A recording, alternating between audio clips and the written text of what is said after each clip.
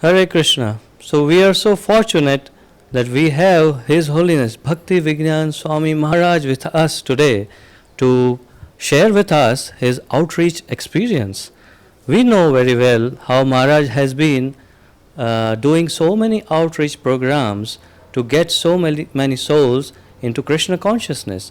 So let us find out from Maharaj what is the secret of his outreach. Thank you, Maharaj, for sparing your time. Please let us know what is the secret of your outreach and what kind of programs have you been doing to make the non-devotees into devotees. Please tell us. Hare Krishna, thank you very much for asking this. First of all, I want to make a little disclaimer. There are many more powerful preachers in Russia than myself. I'm mostly concerned with the welfare of devotees. I do outreach programs every now and then, but that's not my specialty. I think that my main input is to inspire the devotees, those who are already there.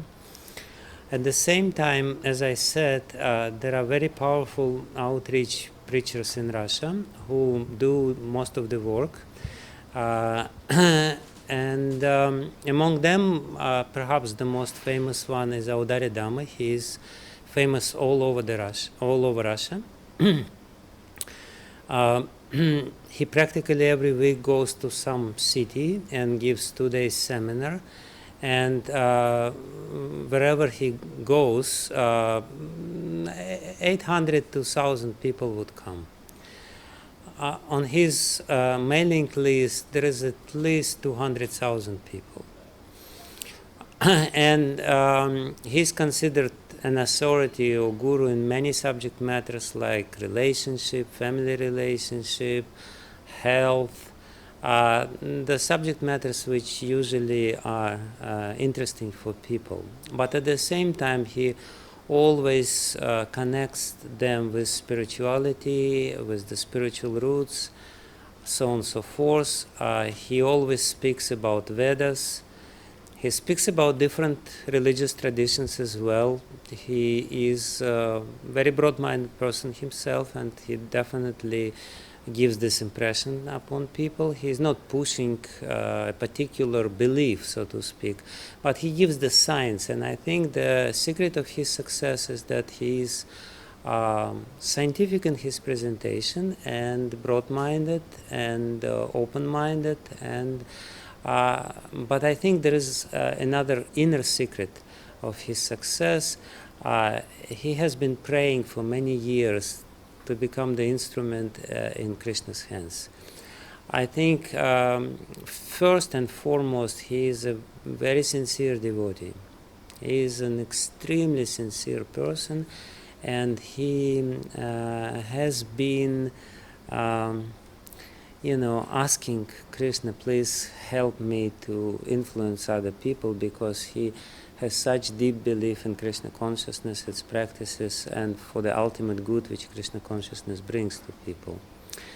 There is another groups of people like Patit Pavan Prabhu, disciple of Indradyumna Maharaj, Govardhan Gopal, and his group, very powerful organization. It's called Psychology 3000, and they have very developed forms of outreach, and the approach is usually the same.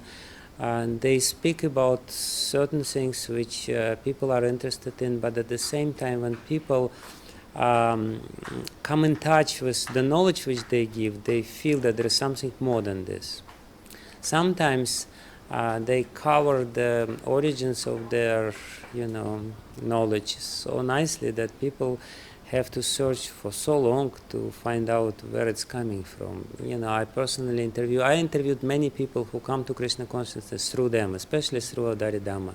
I would say that 80% of devotees in Russia join ISKCON because of his preaching.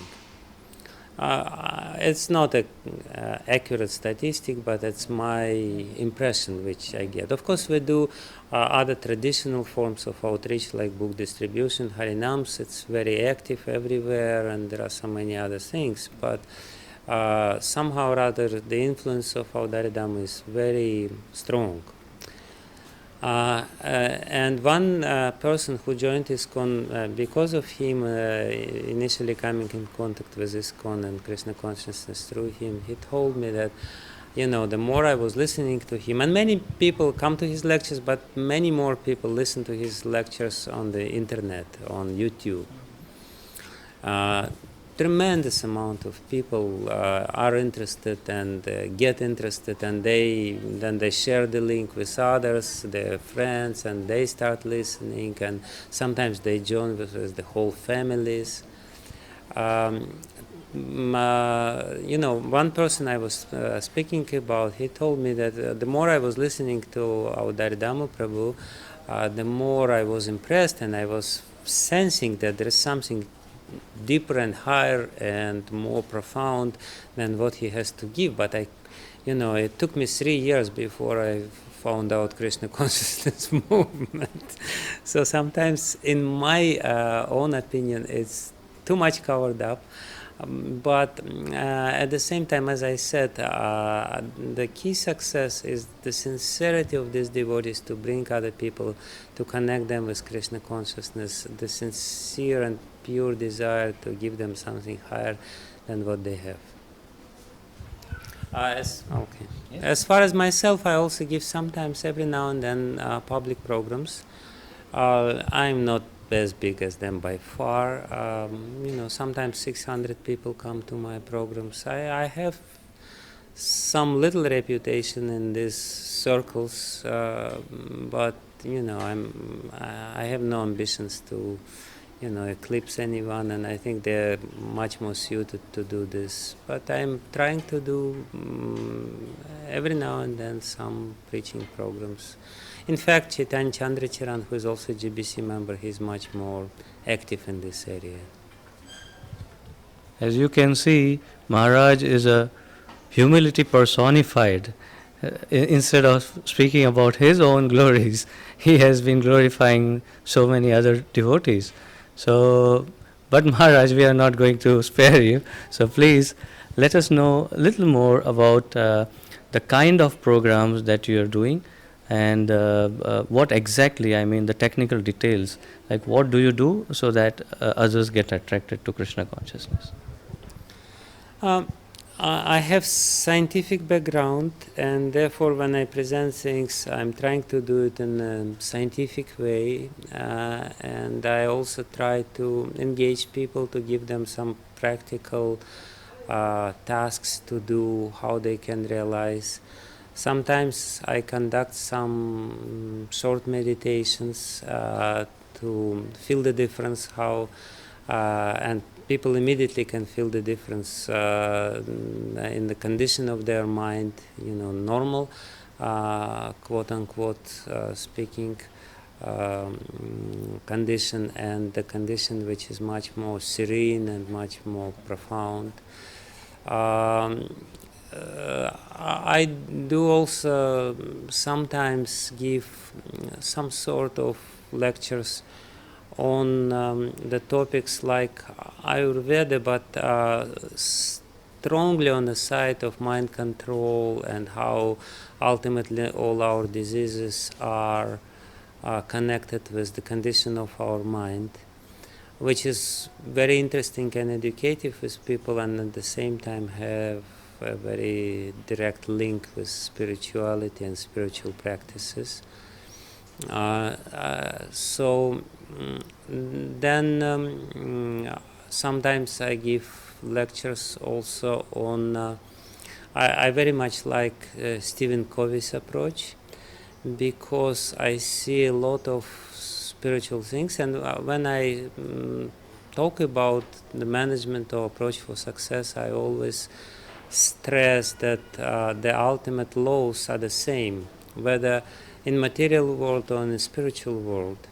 And if you want to obtain success, and that's basically the last statement by Srila Vyasadeva in Mahabharata, whether you want to achieve success in your artha or kama or moksha or or Dharma. Dharma is the foundation. Dharma is the key for this. So I'm basically, my idea is to prove scientifically to people that following Dharma, following certain rules and regulations, having command over your mind and so on and so forth, will ultimately bring all around good to you, material and at the same time spiritual, and will give you fulfillment. So I use a lot of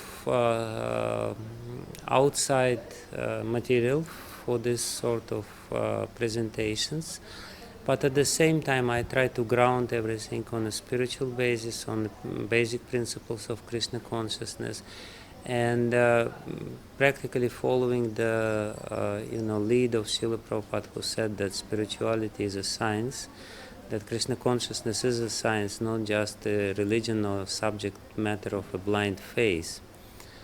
Also, my first encounter with Krishna consciousness was through reading Bhagavad Gita, and I only read Bhagavad Gita, the verses of Bhagavad Gita. It was not Prabhupada's even Bhagavad Gita, but the book impressed me so much because I saw the rational system in it, and I see no reason why we cannot present Krishna consciousness in a very rational way, which will be acceptable for people of our postmodern age, which are extremely rational and not prone to quickly believe in something.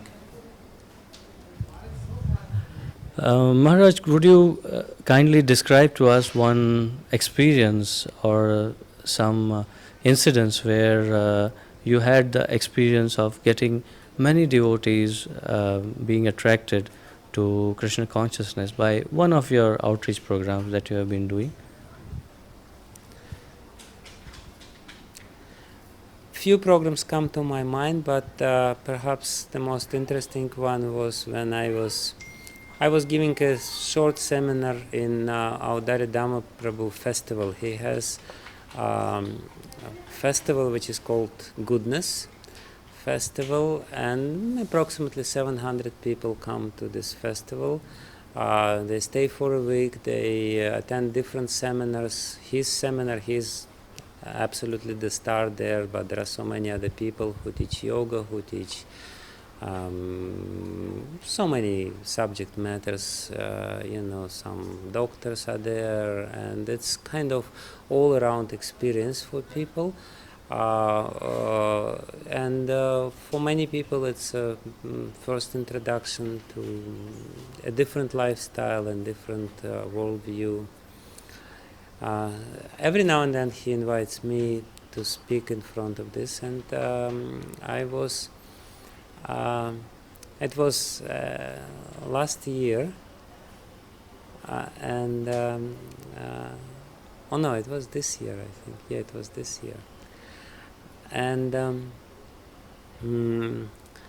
the year before, I happened to give the seminar on Queen Kunti prayers for devotee audience. And surprisingly enough, he asked me, why don't you give this seminar to outsiders?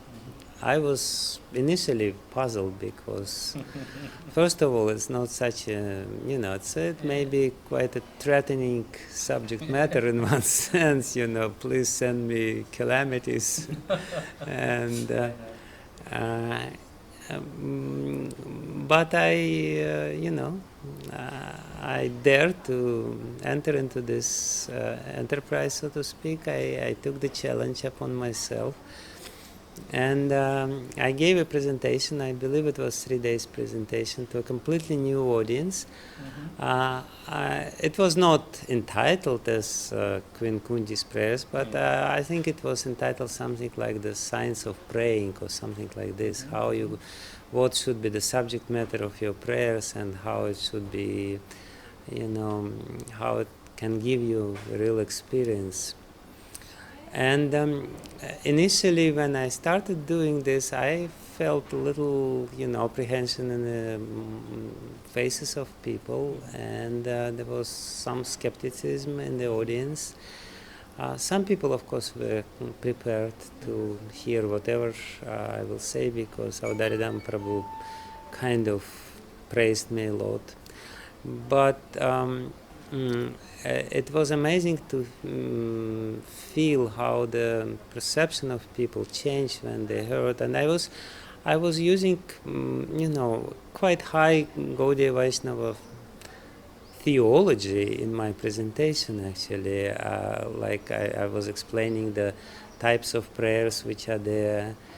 According to Bhakti Rasamrita Sindhu, the 3 types of prayers which Srila Rupa Goswami mentions in Bhakti Rasamrita Sindhu, and which one of them we should use, and what are the different kind of applications and different stages of our life for this type of prayers or that type of prayer. And it was very heart-melting to see how people ultimately reacted on it. They were applauding, and at the end there was a standing ovation, and of course at one point I think they were chanting Hare Krishna. When I feel that they're ready for this, I got them chant. But it was definitely, very warmly received, and I think it had an impact, although apparently we as devotees kind of used to this sort of presentations, but apparently it was not so practical, so to speak. In one sense, they were expecting something a little more, in this festival, something a little more practical tools, but I was speaking about quite high matters, but at the same time I could feel that by Krishna's mercy I could reach to some soft corners of their hearts. Amazing. This is thrilling experience. I mean, it's so I'm not getting the right word, but to absolutely new audience and speaking. I adjusted the subject matter. Very interesting. I don't think you should try because the ones who are listening to this. Okay. So my last question to you, Maharaj, is we are in the 50th year celebration. We are all celebrating, and how can we utilize this opportunity to get more souls inside Krishna consciousness? How can we manage our festivities in such a way that we get more devotees into Krishna consciousness? I wanted to tell you about the new program which I'm trying to develop in this regard, which is specifically kind of geared to Srila Prabhupada. It may not directly answer your question, because in this program I am not targeting upon big masses of people. But we are developing an online course together with in the audience course. We're envisioning something like 50 people in the audience for both. For online it can be unlimited, definitely. But it will be 1-year course. Because the interest towards Vedic culture is so great in Russia that people want to go in depth, and we want to give them, first of all, very straightforward presentation, but at the same time very relevant to their lives. And to have, I don't remember the design, it will not be this, every week, studies. It will be just sessions and then some practical tasks in between. But we want to cover a lot of material, systematically structured material, including even Shat Darshanas, what is there in Shat Darshanas for our life, how we can apply and utilize this, and how it is relevant. For completely new people, perhaps having little introduction to Krishna consciousness, but what I'm more interested, because as I said, there is very many people who do this kind of little covered indirect approach. I'm more interested in developing direct approach, very direct approach, but at the same time relevant to people.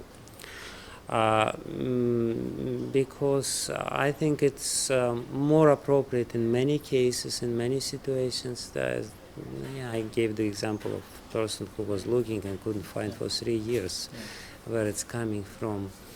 So that's one of the idea, and of course other programs, they will go on, but that's my personal contribution for this. And if it will be successful, then we can definitely, reproduce it in many places, like in face-to-face format, and at the same time we can also widen the scope of these courses on the internet, and to continue with this. And the program outline which we did, in my opinion, is very relevant and can be very much appreciated by open-minded people.